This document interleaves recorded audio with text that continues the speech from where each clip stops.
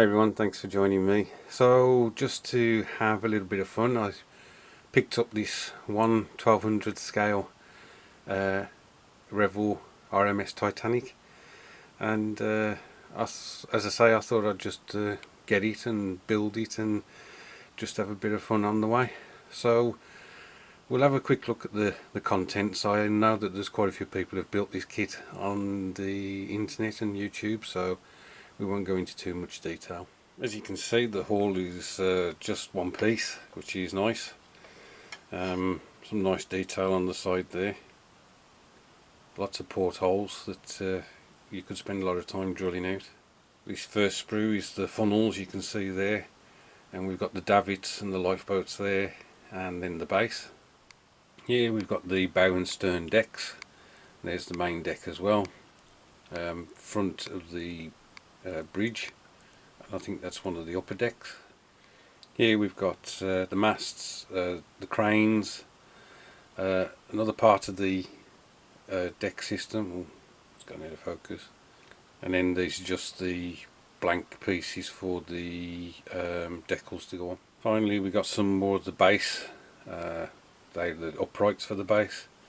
Propellers, propeller shafts. I think that's another crane.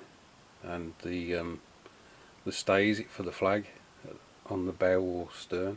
Here the instructions, just 8 parts to this. So I'm just hoping that it goes together well. There are some decals as well, you can see there. We've got decals for our RMS Titanic, 2 of those, and then we've got a striping, I think, that goes along the top of the hull. Colour call outs there as well. So as I say, there's the decals, the gold striping across the top of the hull, as I said.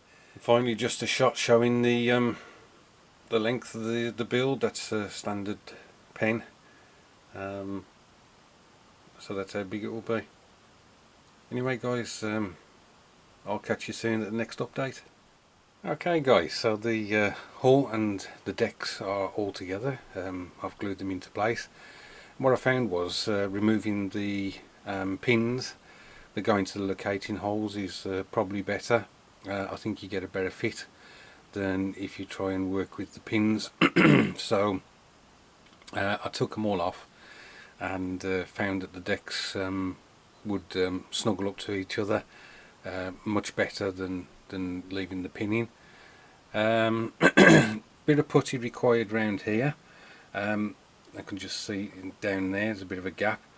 The other thing is I had to reduce the height of this because these white parts are the roofs of these, I don't know whether they're like lookout posts on the side of Titanic, and they were standing too high, looking a bit daft. So I sanded that down, so it brought that front piece all the way down to that point. So the next stage, I think, is to put some white primer on this, and the reason I say white is that obviously the deck itself is like a tan colour, but the superstructure around here is all a white colour, and the white would be better as a primer because the black that we have to have for the whole sides will go over it much better, as opposed to spraying the whole thing black and then trying to put white paint on top of that. So I've also put the funnels together for Titanic. You know, there hasn't been much time spent on this and already quite a bit of progress done. So I'll catch you in a bit. So here it is, finished. Quite an enjoyable build. There wasn't I was going to say there wasn't really any issues, but to be honest, there was one or two. The different deck sections didn't fit too well. I had to, I don't know whether I already mentioned this, I had to take the locating pins off because they were too long and they didn't seem to allow the decks to close up tight enough together. So that was one thing. Even though I've done that, I think that the decks, some of them are still too high. They don't really match the position of the windows. But perhaps I'll have another go at this kit, get another one and try a bit better on that. Painting wise, the white, what I did was I sprayed it all white, and then the actual white is Vallejo's off-white, which is my go-to, almost like scale white. The black is the Chaos Black from Games Workshop. The red is Mephiston Red from Games Workshop. Now the deck, I think that was Zandri Dust from Games Workshop. And as you can imagine, trying to paint the deck and not get on the white and vice versa was a bit of a pain, and I was forever going back and trying to tidy up.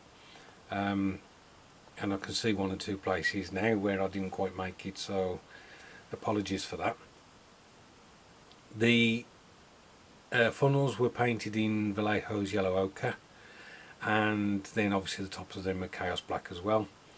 The two masts are painted in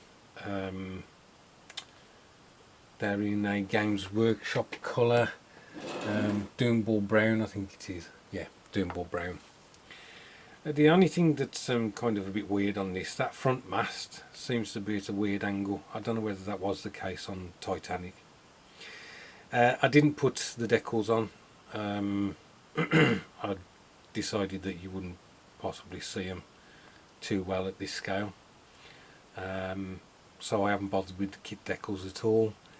And really, most of the time we spent painting these things trying to get the line straight and trying to tidy up and so on and so forth.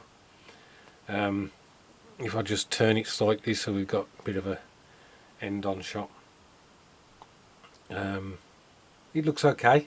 You know, I've got a Titanic in my collection now. I have actually got Titanic in 1/700 scale and 1/400 scale. In fact, I think I've got two 1/700 scale Titanics, which I'll have to try and make up one day. Anyway, thanks for watching this, guys. I do appreciate it. Look after yourselves, and I'll catch up with you soon.